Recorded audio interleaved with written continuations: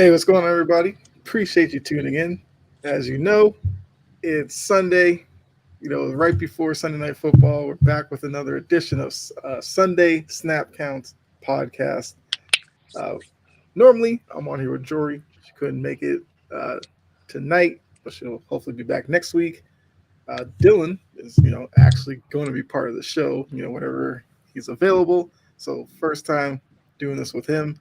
I mean, you've seen us on the ball. You already know how it works with us. But how are you doing tonight, Dylan?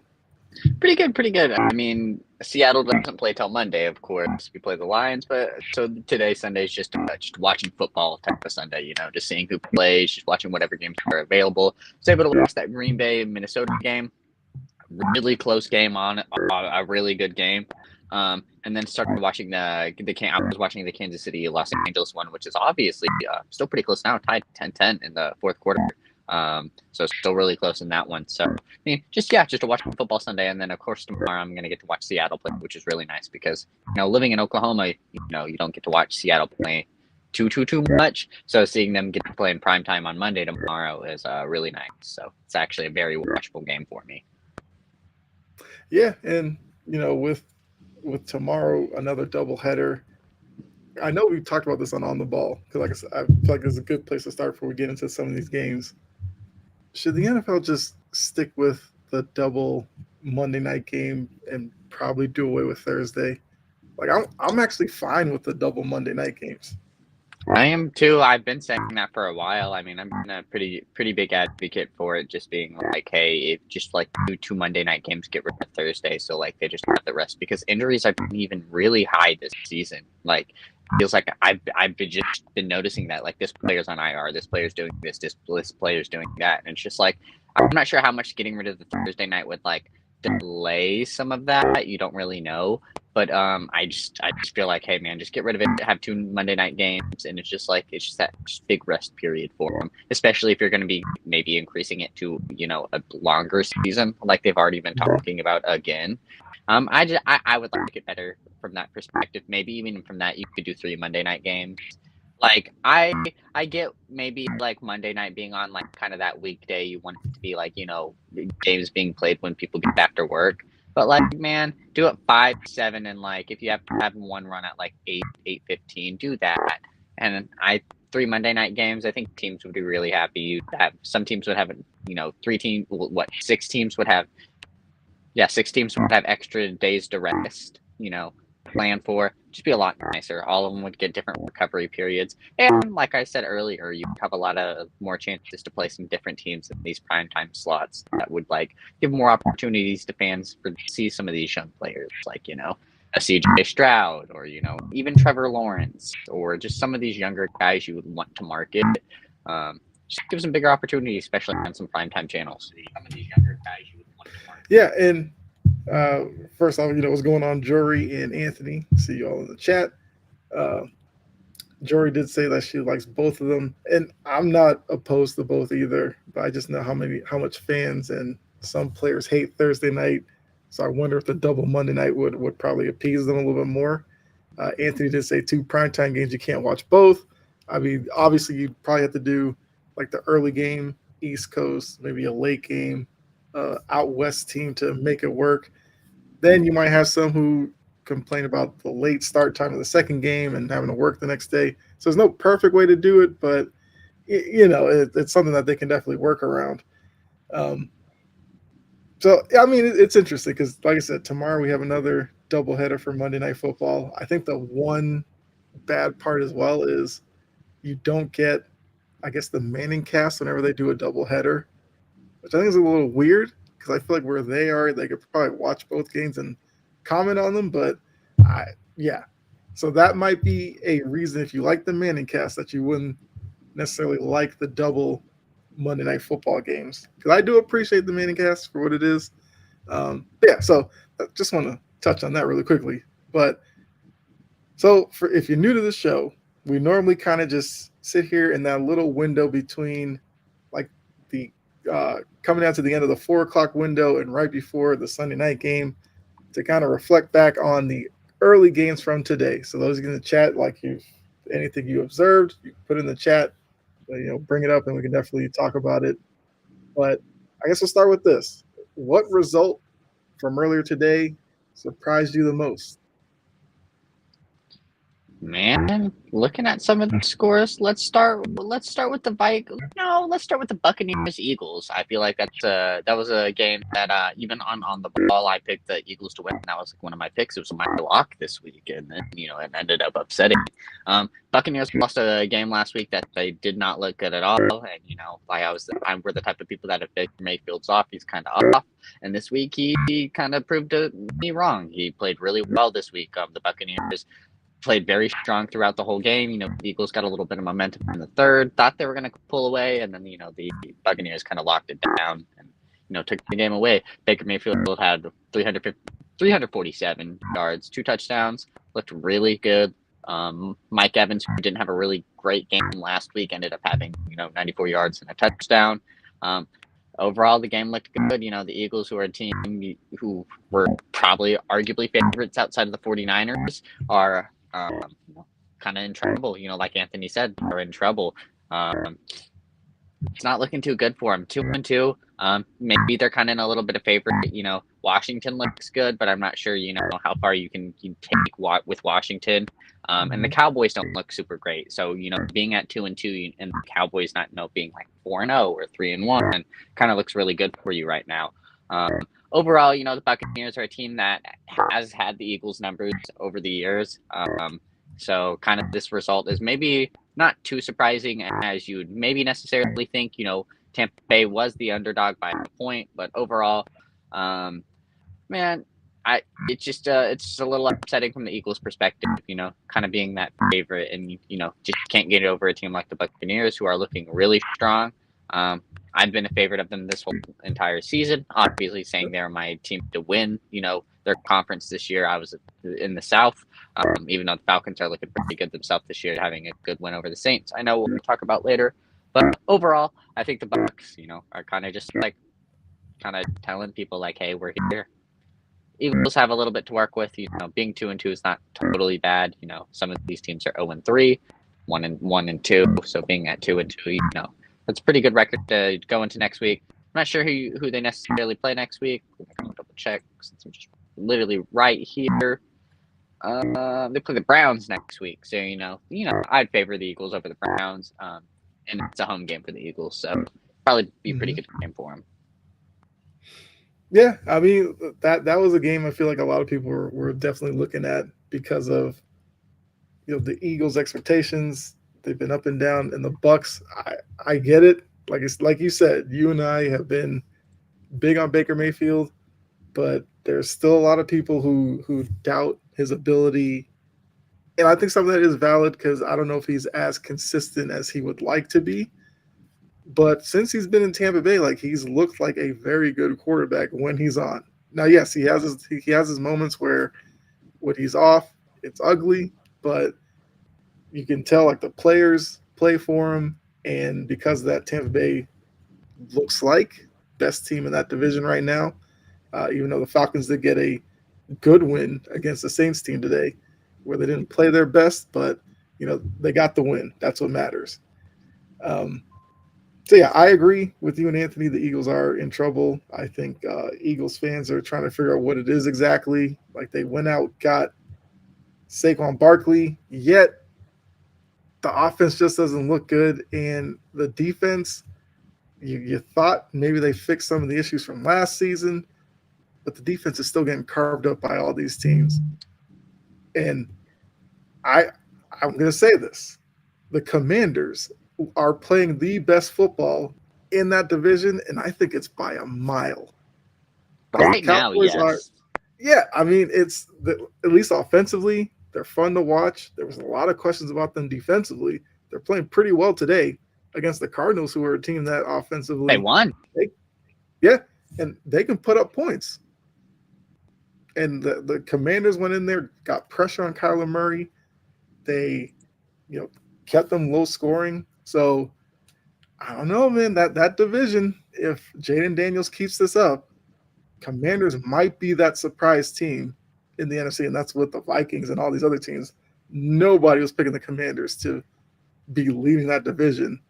even though it's only week 4. But I don't know. Jaden Daniels looks good. I've been entertained by him and his ability to make plays that when you compare him to Caleb Williams, Jaden Daniels looks more comfortable playing football right now. Caleb Williams looks like there's some uncertainty, plus with the Bears issues and all that, even though the Bears did win today as well.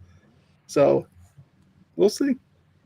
But I guess I mean, the question. Jalen. Go ahead. Oh yeah, I was just saying Jaden Daniels' only mistake. He threw one bad interception, and if he didn't have that interception, he would have been probably 25 for 29. Mm-hmm. No, he would have been different than that. He would have been 26 for 29. So I mean, threw really great last week against the Bengals. Does really good today. I mean, Brian Robinson had a really great game, over 100 yards and a touchdown. Jeremy McNichols, 2 touchdowns as well on 70 yards as well. Their rushing game was really good. Don't forget, I forgot Daniels also had a rushing touchdown. But overall, he's getting to people. Terry McLaurin's finally being found. Whereas I would say for the first 2 weeks, he probably wasn't a big factor into the offense. But overall, I feel like, he's finding these offensive pieces different around. Zacchaeus had 85 yards on 6 catches. You see Noah Brown, Ertz, and McLaurin all just getting separation. And then the rushing game's a big threat as well, too. So I think this Commanders team's really good. And their defense is also stepping up. I mean, overall, didn't get many, if any, turnovers. I'm not too sure if they had any turnovers because Kyler Murray didn't throw any interceptions. But overall, the Commanders, kept him to 14 points on, probably little turnovers, which is really impressive. Keeping them on 3 and outs, keeping them in short distances, making them not convert on third downs. Just really good overall from this team. And then, on Jaden Daniels' side, converting when you need them. Yeah. And look, Dan Quinn is a defensive guy, and I got to give him credit for the game plan that they had against Arizona today. They did their job, and to move off of Washington here quickly, but it's like I really want to see what they do the rest of the season. We know there's going to come a point where, some team is going to probably confuse him a little bit, and we'll see him play like a rookie. But for right now, he looks like that this is something that he's going to excel at, especially as he gets better, which is even crazier to think about. Like, he makes good decisions. That's why his completion percentage is like 70-something%. He doesn't usually try to risk it. He takes what defenses give him. He uses his legs. So right now he's clearly the runaway for Rookie of the Year. But catch up on some of these comments. So we got Jordan. What's up? Said what's up. Ravens Bills. I have the Ravens tonight, if I'm being completely honest. Having a good win last week, not being, I would say, having not necessarily the season you would want to have being a Ravens fan, at least for the start.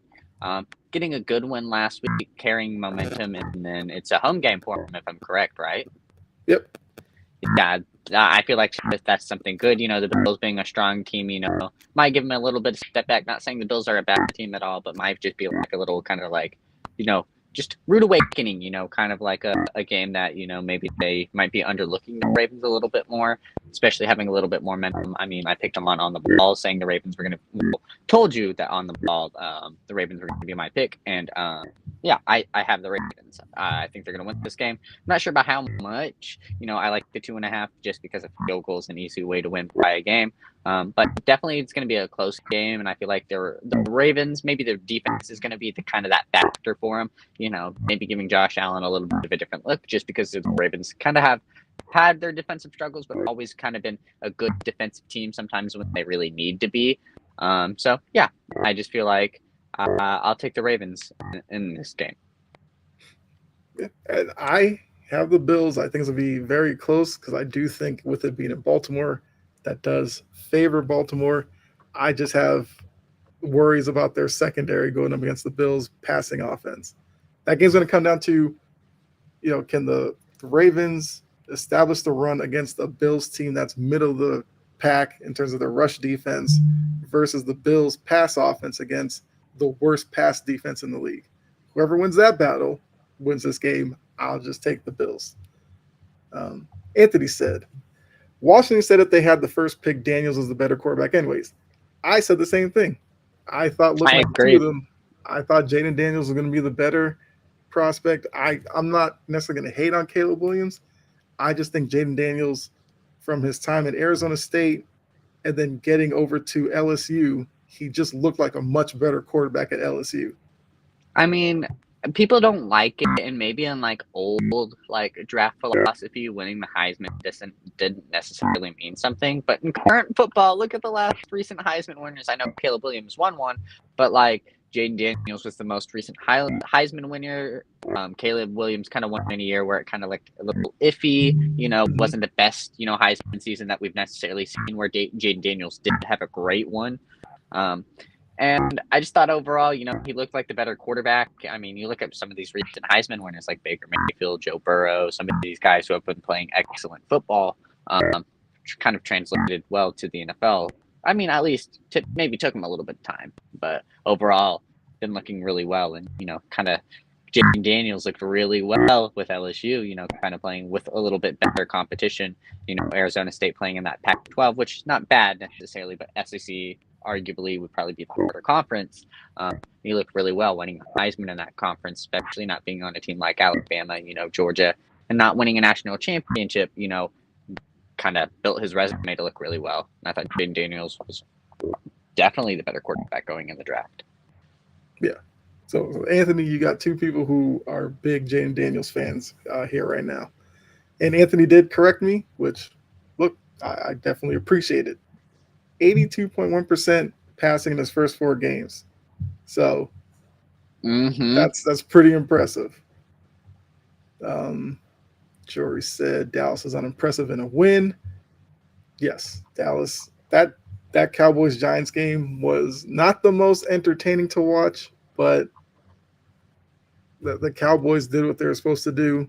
A win's a win. Jory, I wasn't impressed in any way. I don't think it does anything in terms of me thinking better of them going down the line. It just is what it is. It's just a week 4 win for them. Yep, puts them in second place in the conference, has a tiebreaker over a good I wouldn't say a good conference opponent, but just in case the Giants ever, make a run, just having a tiebreaker is always a good thing. Especially in having a better conference record helps you, but if any tiebreakers do happen, good for them. Good for them. Helps them out with Philadelphia losing today as well, too.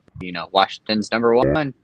Washington's number 1 right now. And this is a conference where there's, new winners every year. It feels like, Philadelphia's kind of had a little tight grip on it, but there's new winners every year, it feels like, in this, NFC East. So Washington could shock some people.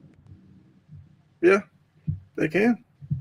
And if Dan Quinn gets the defense playing better, then they'll be a team I feel like people will take more seriously, especially as Daniels puts more performances together and they string together some more wins. Like they're 3-1 right now, looking pretty good. Caleb Williams. I feel like this is Trajan because it does say Facebook user. So Trajan, you'll have to go in the description and hit the link to allow Facebook to. It's something like that. It's in the description, I believe. But I know if it's Caleb Williams sucks, I know it's you. Let's see. Man, I'm not gonna sure if I say necessarily he sucks. Kind of an unimpressive win. He did throw very accurate, no turnovers, at least on the interception side. Kind of DeAndre Swift kind of bailed him out a little bit, having that big run late for him. Taking the lead.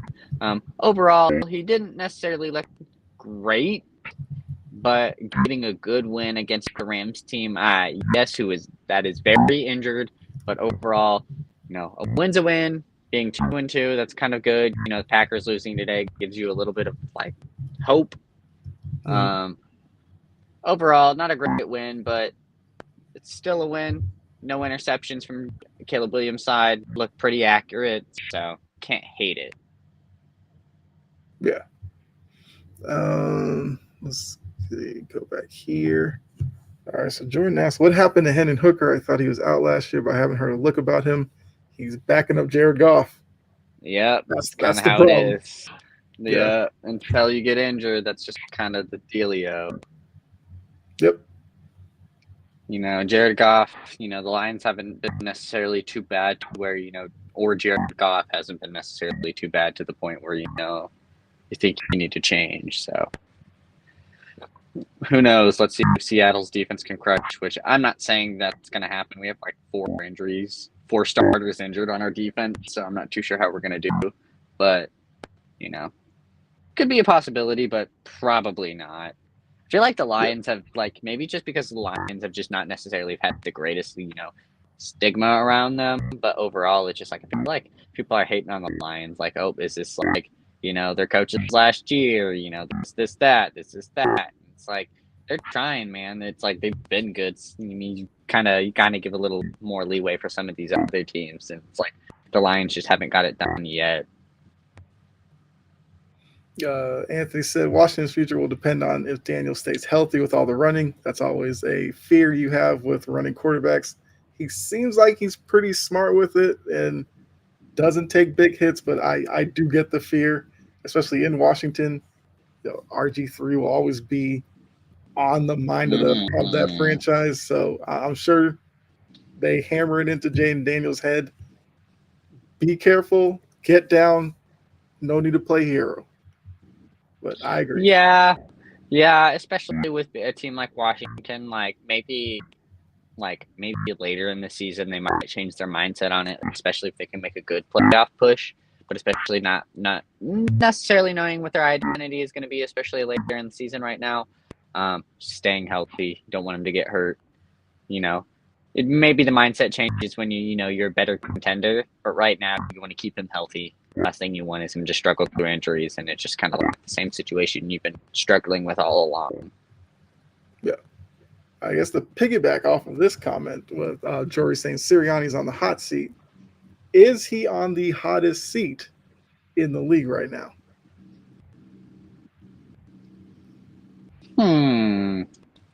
That's interesting. I would say so. You look at someone like Mike McDaniels, the Dolphins head coach, and it's like maybe, especially with how they've been playing, you would think, but it's been injury related. Robert Saleh, especially losing to Denver today, kind of his seat gets a little bit hotter, especially Denver struggling. Bo Nix getting his first passing touchdown against you guys kind of doesn't make you look good. Yeah, outside of Robert Saleh, I would say Sirianni just looks a little bit different, but kind of with the history with the Bucs, kind of having their number, maybe not necessarily so. Overall, I would probably just still say maybe Saleh, but it doesn't look necessarily too great. You're still 2-2. You're still 2-2. It's week. You're gonna go into what's gonna be week 5. I'd give it a little bit of time. If we get to week 8, week 9, and maybe you're at 3 wins and 5 losses or 4 losses, maybe you think it a little bit different. 2-2, you can work on that, because by week 7 or 8, be 6-2, 5-2, and that looks really good for you. So I'd give it a little bit of time. You're still at 500. They're not under yet, so I'll give them a little bit of time. Yeah, especially given his recent results as a head coach. I would probably throw out Peterson, being the guy that's, the one that's probably on the hottest seat. And okay, we got some, yeah. But Peterson and the way that Jacksonville's played, and how they look like such a mess offensively, defensively, they had an opportunity to win that game in Houston, but failed in the end. I feel like there's a lot of pressure coming down on Peterson, especially with Trevor Lawrence, the deal that they gave him, everything like that. That's probably where the hottest seat is right now. But I do agree. Sirianni and some of these other guys, I was going to say Eberflus, but they did get a win today, so maybe his seat's a little bit cooler. But it's an interesting question. But you did bring up the Jets-Broncos. I feel like we should touch on that game, because Bo Nix threw for 60 yards. Nothing impressive. They ran the ball for 120. And in a rainy, sloppy game, they were able to go into New York, take down Aaron Rodgers in that offense, and slow them down 10-9, get the win. So what exactly are the Jets? Because they beat the Patriots on Thursday night, everybody thought, "Oh, here we go. This is the Jets. They're coming into their own," and then they turn around and lose to Denver like this. So, what do you think the Jets are in the grand scheme of things? Are they I don't know. a team? Are they not good enough? What do you think? It's hard to really tell. Like I said, they necessarily kind of have an advantage. With the Dolphins being injured, the Patriots kind of not necessarily being the best team. And then you look at who's the other team? I can't think off the top of my head. The Bills. I mean, the Bills probably being that front runner. You might have a chance to be a good wild card team. It's not looking like a strong AFC side where it's a little bit struggling, where some of these teams, might not necessarily look super dominant. Where the Jets could kind of sneak in having that, 3 wild card spots. Overall, I would say necessarily they're a play-in team, not AFC West winner. But overall, I do think this is not a great look for you guys, especially, maybe on a defensive look, having Bo Nix pass for 60 yards looks good for you on a defensive perspective. They rushed very well, but, you got to figure it out on offense. Aaron Rodgers had 225 yards, no touchdowns on rushing.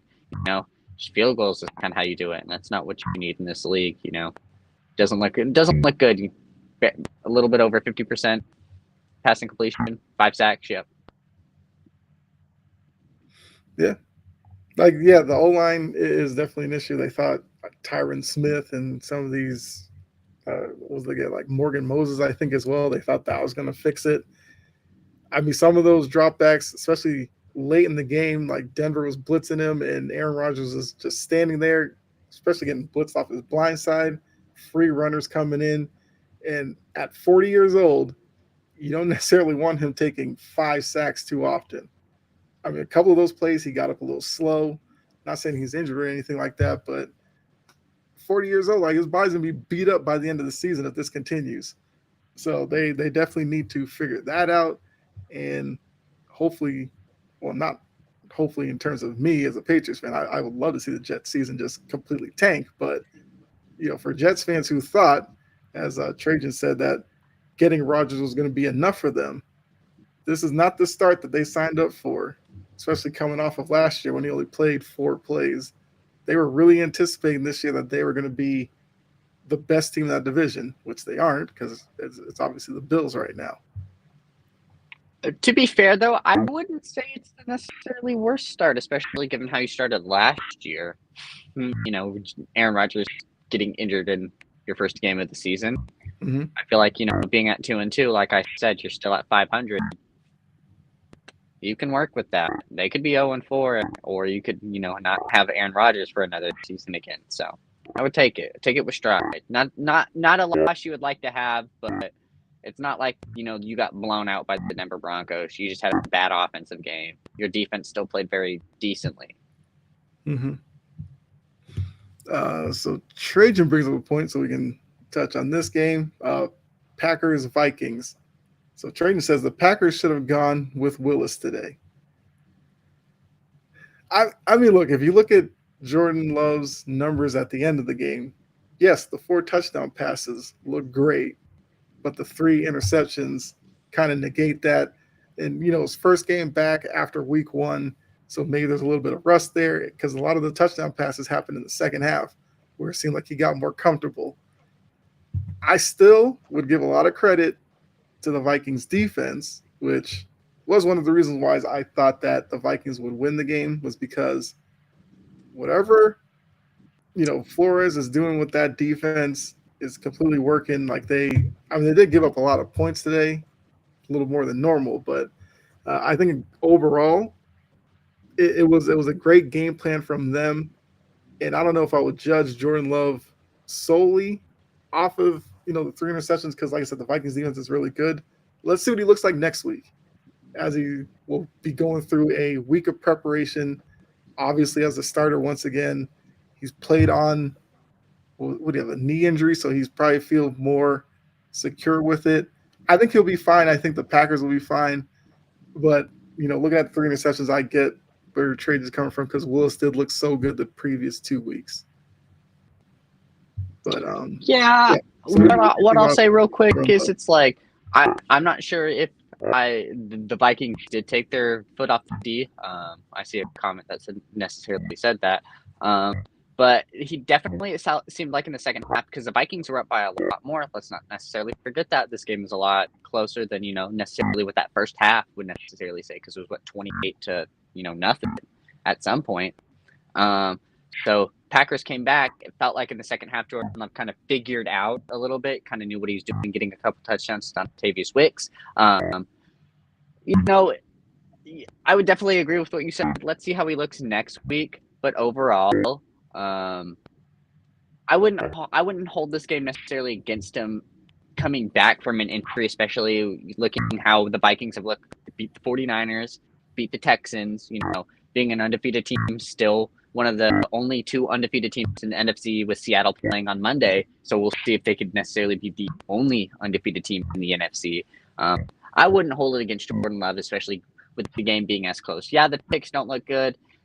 You don't want that, especially coming off an injury. You just don't want to throw picks, period. But, a better game, especially with how that first half was going. Mm-hmm. So, John, I know you asked a little bit further down about the names. There's supposed to be like a link in the description that if you click on it, you allow Facebook to show your name, then your name should pop up. Because we're on a different platform tonight. So that's why it's a little different. But also, because, talking about that, this comment's also from John, who's also a Patriots fan. He's asking me if I can admit it's time for the new kid on the block now.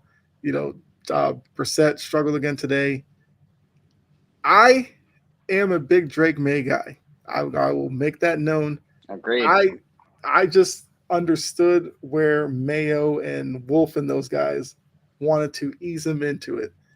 But I can admit this, watching the game in San Francisco, and I know the 49ers have a tough defense, when he threw the pick six to Fred Warner, the first thought I had was get Drake May warmed up.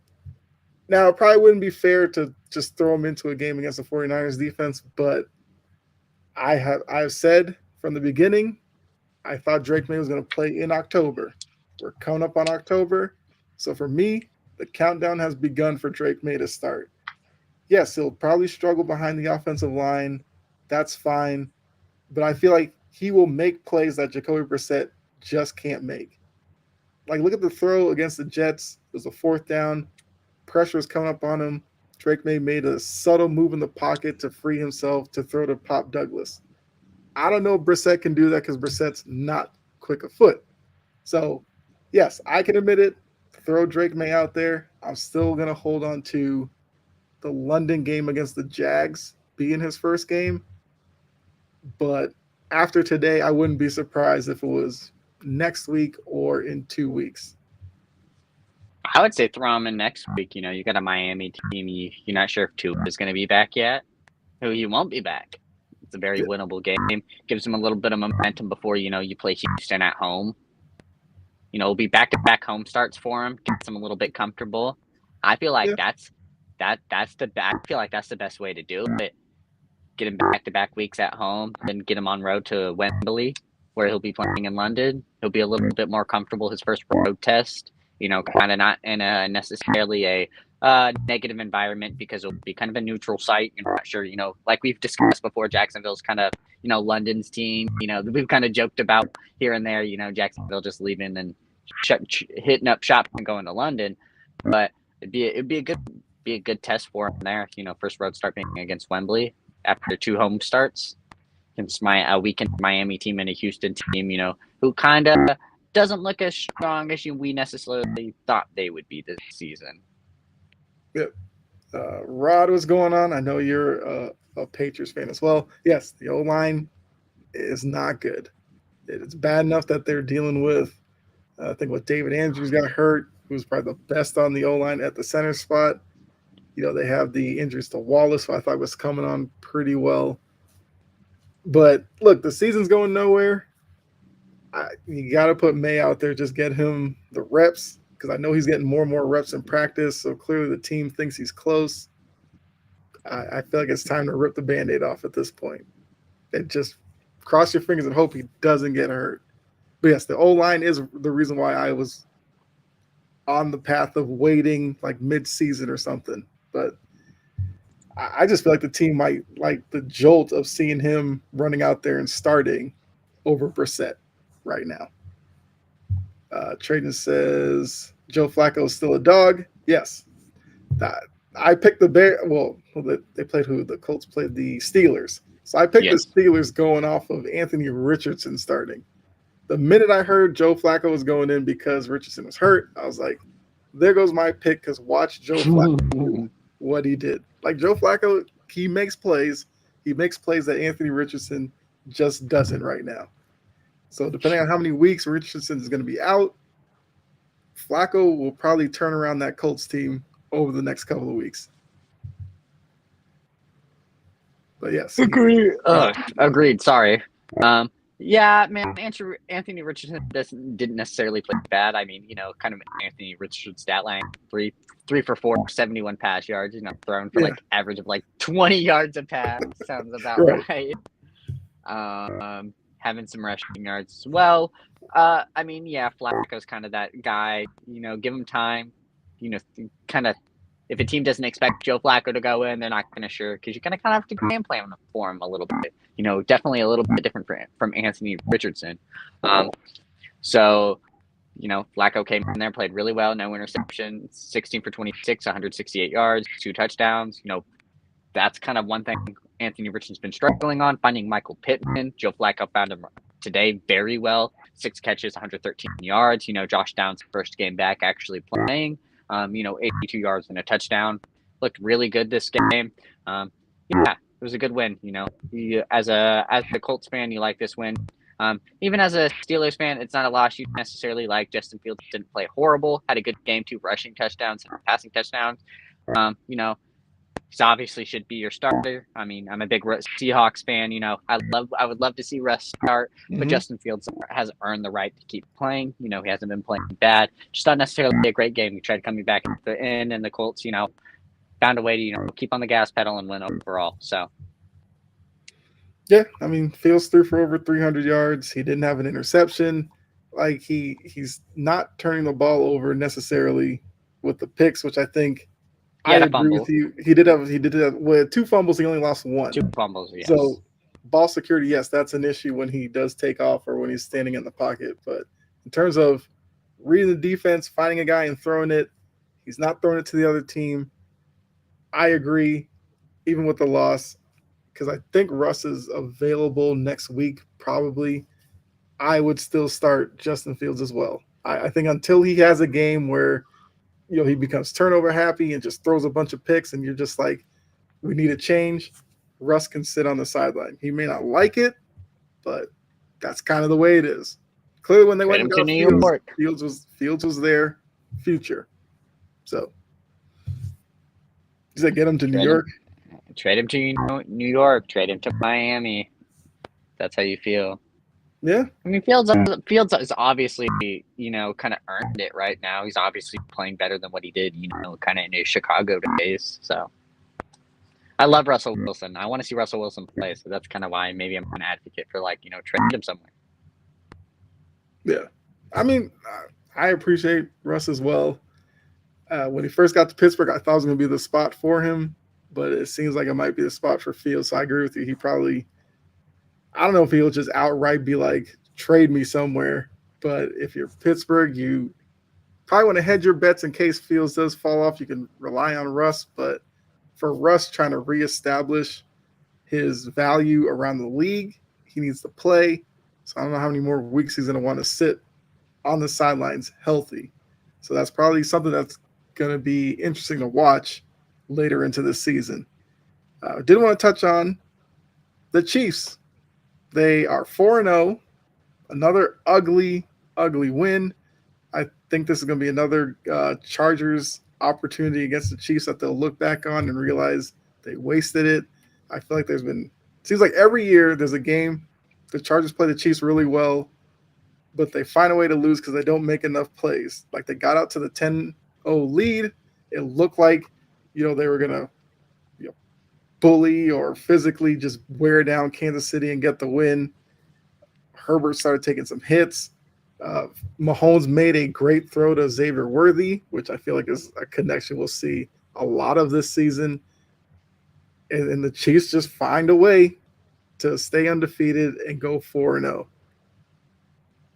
What's the biggest concern you have for the Chiefs, or do you think no big deal right now because they're still winning games? I mean, obviously they're not winning games necessarily probably how they would like to by like maybe big margins or anything like that, but you're still winning games. 4-0. That's not necessarily anything to scoff at.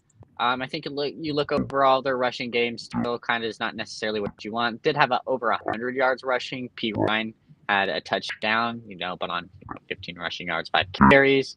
14 carries and 69 yards. And like Anthony said, Patrick Mahomes kind of didn't injure it on purpose, but Rashee Rice being injured is not necessarily something you like. Finding Travis Kelce today, though, that's kind of something that Kansas City's lacked on. Travis Kelce had 7 receptions for 89 yards, so kind of incorporating him back on the offense is something good. But necessarily, it's just it hasn't felt like they have found that offensive person that they need. Like, who's that go-to guy? They found Kelce today, which was very helpful, but it hasn't felt like they found that go-to guy they really, really need. Kind of finding different running backs with Pacheco being injured. Had that big touchdown to Xavier Worthy, but outside of that, it was kind of lackluster on the offense. Him just trying to find whatever he could. Nobody really kind of taking over outside of Kelce having, them 7 receptions for 89 yards. Yeah, I think that's probably the biggest issue is the offense, and Mahomes throwing another pick. I feel like he's become a little bit turnover happy, and like you and Anthony just said, it was bad enough that you threw the pick on the return.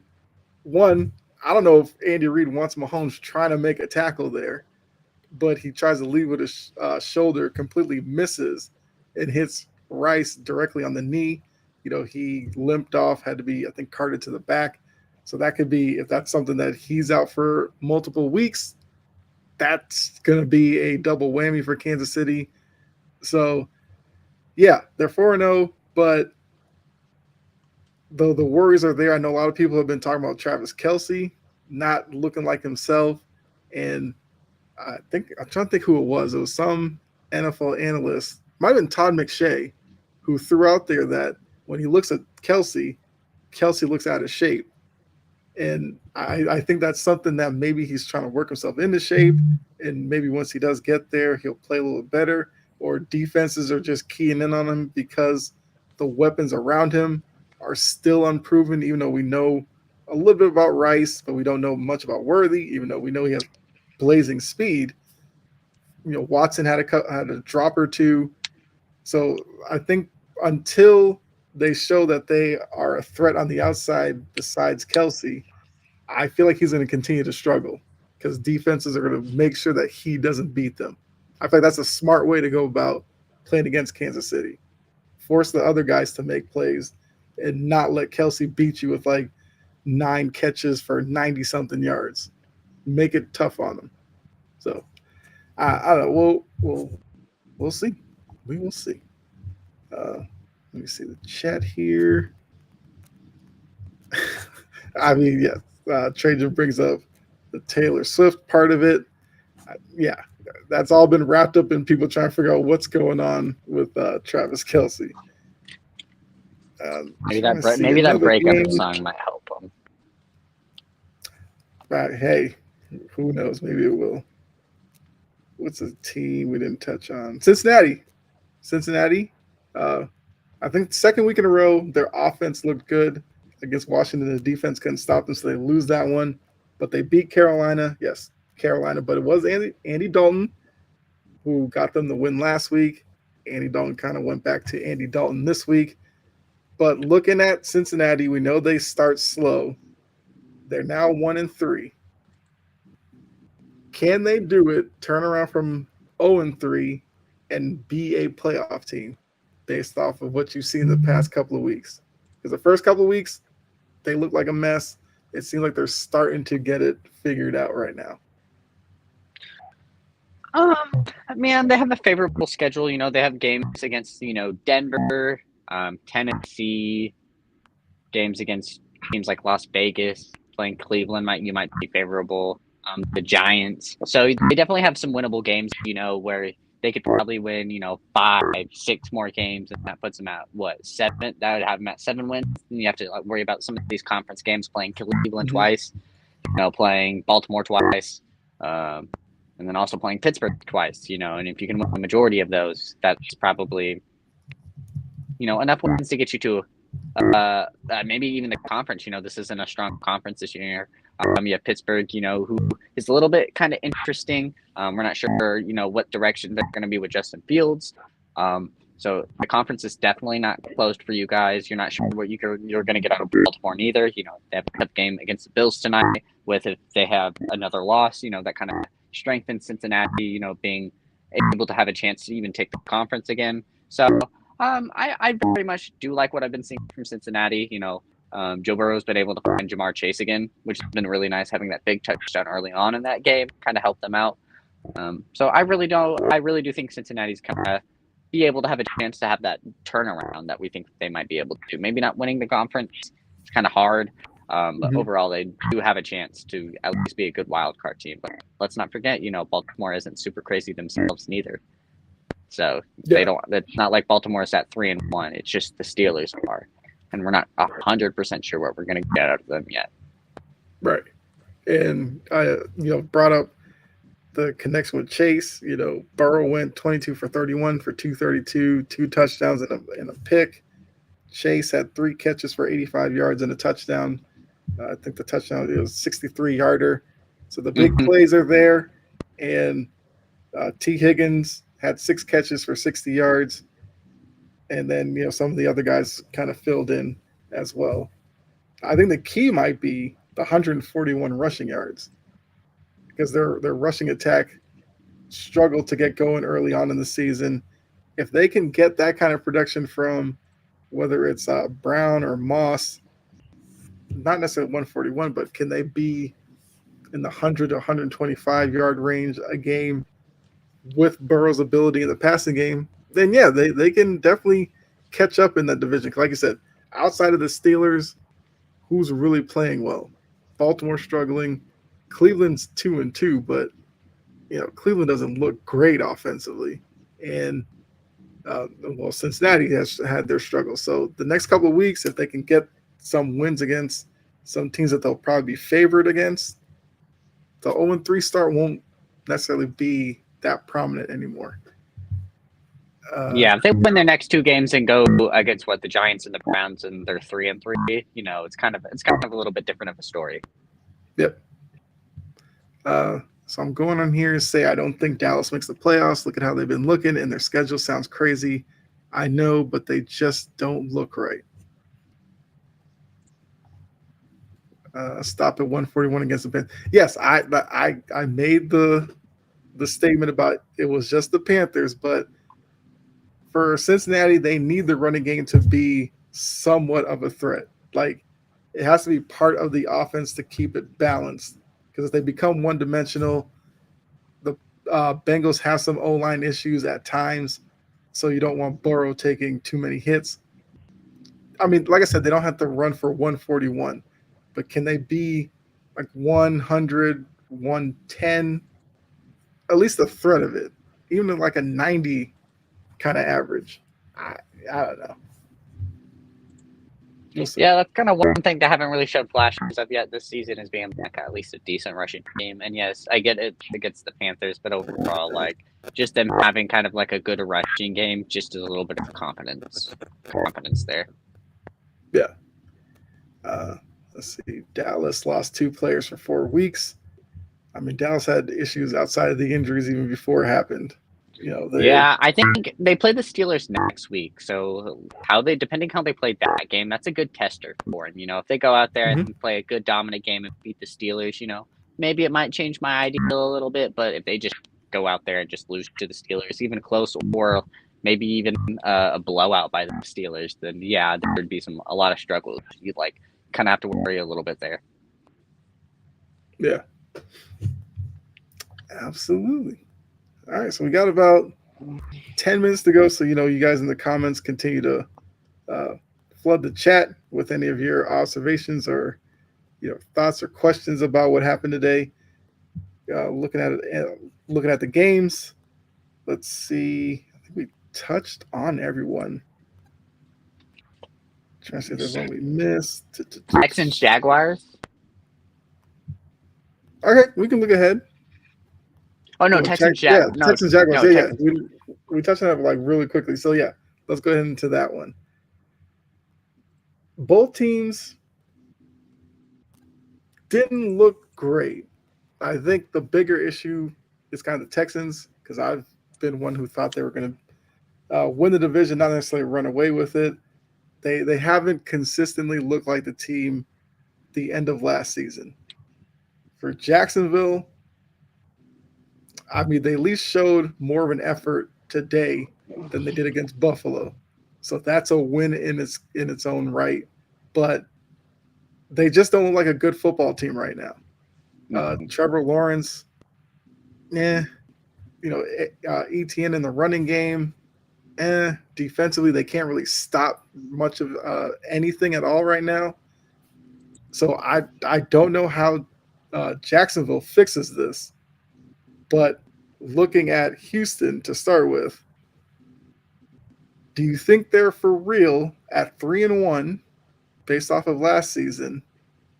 Do you think that they are a better team now than they were last year, or do you think they've taken a bit of a step back just based on how they've played so far? I do think they're a better team probably than they are last year. You got to remember last year, the Texans weren't a team people expected to kind of be, the team that they were and the team they ended up being. So it kind of had a little bit of a shock factor for them. And, this year, you have a little more tape on them, a little more game planning, a little bit more time to, expect what the Texans are going to do.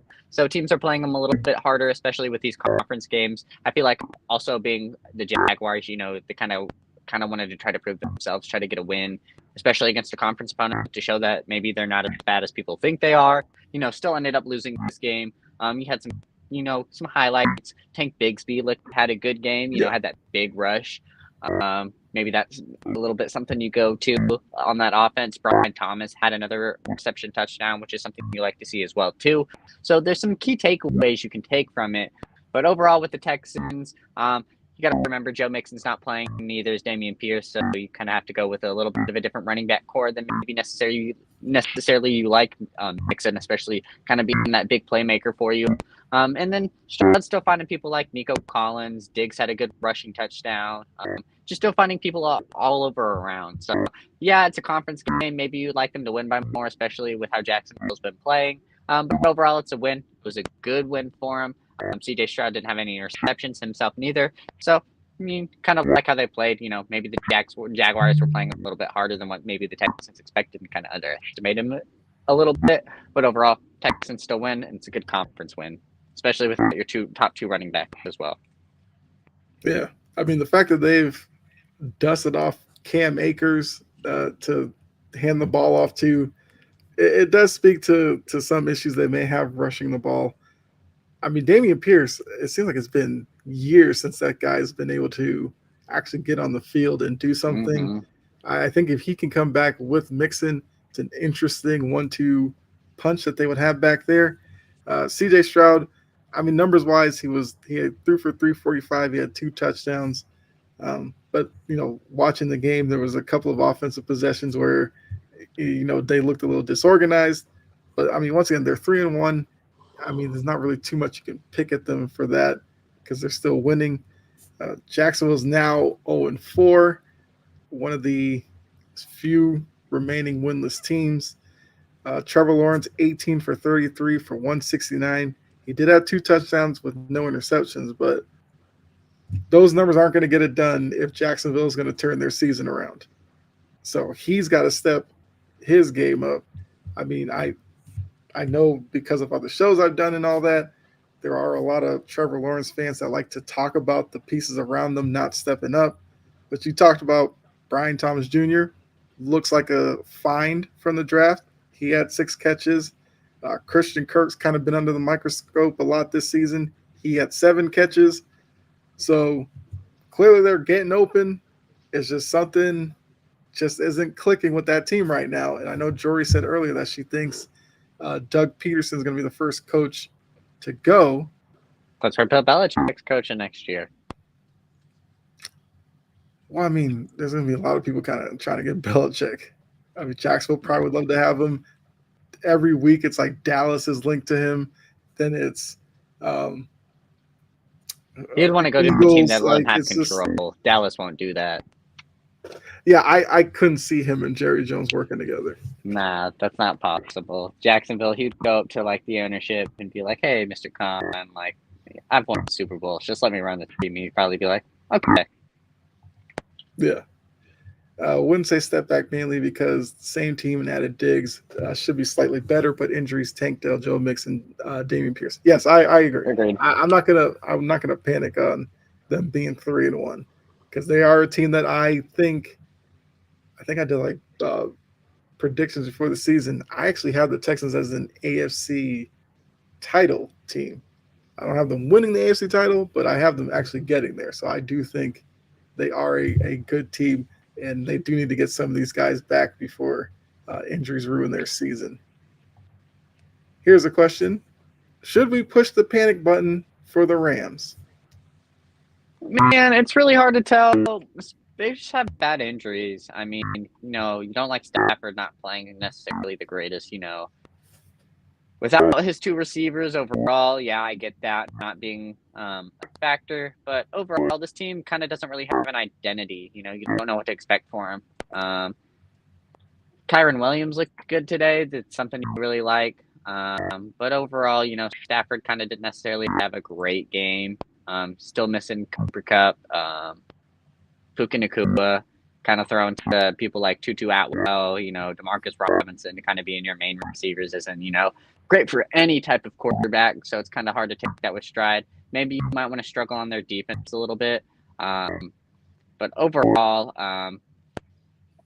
it's just hard. I'm not sure, what panic button would mean for him, especially with like, were they a playoff team? Maybe if they were healthy, you could think as a wild card, but overall, it's just really kind of hard to tell what they were going to be before the start of the season. I mean, yeah, the Rams, I feel like predictions on them have been kind of wide ranging. There are some fans who think, some NFL fans who think that the Rams could have been a sleeper Super Bowl team. Some think that they were going to possibly push the Niners for the division. There was others who I kind of fell into that group where I didn't think they were going to be as good as that. I thought they would probably be like a 7-8 win team. But I mean, looking at them right now, it might be a struggle because, like I said, with no Kupp or Nacua, using Atwell is basically your number one when he should be your number 3 or 4 on a good team. Yeah. So I think because of that, you probably should push the panic button. Only because, Seattle is playing well in that division. Arizona, despite the loss, they look like a better team. And the Niners weren't going to sit there in the basement of that division for much longer. So this might be a division that starts pulling away from the Rams before they get these guys back. So I would push the panic button if you thought they were a playoff team or even a Super Bowl contender. Yeah. But for me, I wouldn't because I didn't think they were that good of a team anyway. I agree with what you say right there. If you thought they were a contender or even a playoff team, then yes. But if not, no. George says Rams defense is absolutely bad and they are injured. They should punt on the season. Yep. I mean, problem is, yeah, Stafford's not young. Yeah, that's your issue. Let's see, going back up here. Trevor keeps missing them. We're talking about Lawrence with the wide receivers. They need a reboot. Keep Trevor, though. I mean, they paid him. They're not going to move from him. They'll obviously do the thing that most teams will do. Get the new coach, maybe a new offensive coordinator, see if that fixes him. I don't know if it will necessarily. Brian Thomas is a rookie as well, too. So, I mean, because honestly, that's kind of been one of his favorite targets this season. So that's something a little bit, optimistic if you're a Jaguars fan. There you go. Got somebody here saying Seattle's going to win the division. Expecting the 8-win season if you're a Rams fan. I hope Seattle wins. I mean, I'm always scared of the 49ers, but, kind of Arizona taking a little bit of a step back given this game, and the Rams not necessarily looking good. We have a chance. We have a chance. Got that Monday night game. We've been historically good against the Lions overall. Get that win. We still have that 2-win lead. Something that looks really nice. But 49ers are always just scary, especially when they get healthy. Okay, so you know who reminds me of the Rams? The Chargers. I swear. What's the difference between the two? A Super Bowl. Stafford has one. True, yeah. I mean, well, I guess the difference would be the Chargers realized their mistake and rebooted by getting rid of Staley and bringing in Harbaugh. Harbaugh, you got to give him some time to get his guys in there, to get his system implemented. I think they'll be okay. For the Rams, they have their wonder child in McVay. I still have questions about, like, once Stafford steps away, how committed McVay will actually be there. I mean, he almost left before. So I think once Stafford goes, if McVay is committed to them, then they can rebuild around him. But if McVay punts on the team as well, I think that's kind of the difference between the two right now. I would take the Chargers' future over the Rams right now. But agree. Oh, yeah, I do see some similarities. Jory put here, Trevor overrated Lawrence. That's another. I mean, I agree with it, but that also depends on where you rate Lawrence. To those who think Trevor Lawrence is a top 10 guy, then yeah, overrated. If you think he's a more of a 15 kind of range, maybe this is just par for the course for you.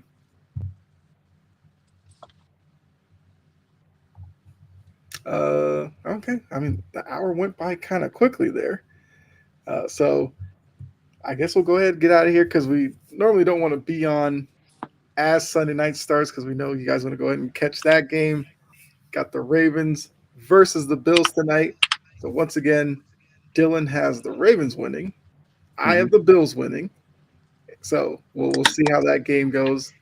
I mean, I did see a stat about, I think Derrick Henry and Lamar Jackson are in the top 10 in rushing yards in the league. So I'm assuming that's where Buffalo's defensive game plan is going to go towards stopping those two. But we'll see.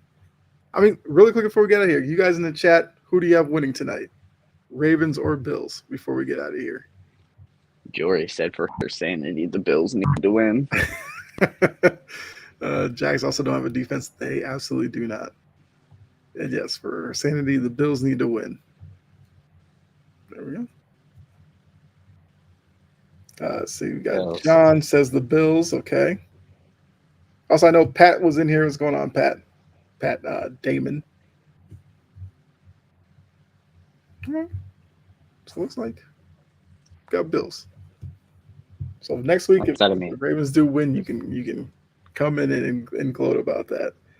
But yeah, so that's what we got for you. Like I said, we kind of come here for like an hour to kind of get you caught up on what happened earlier and then get you ready for Sunday night. So that's the Snap Counts podcast for myself and Dylan. Make sure you give it a like if you did appreciate it, if you liked it, or the heart. We'll take that as well. Make sure you follow or subscribe to Integrity Sports Network.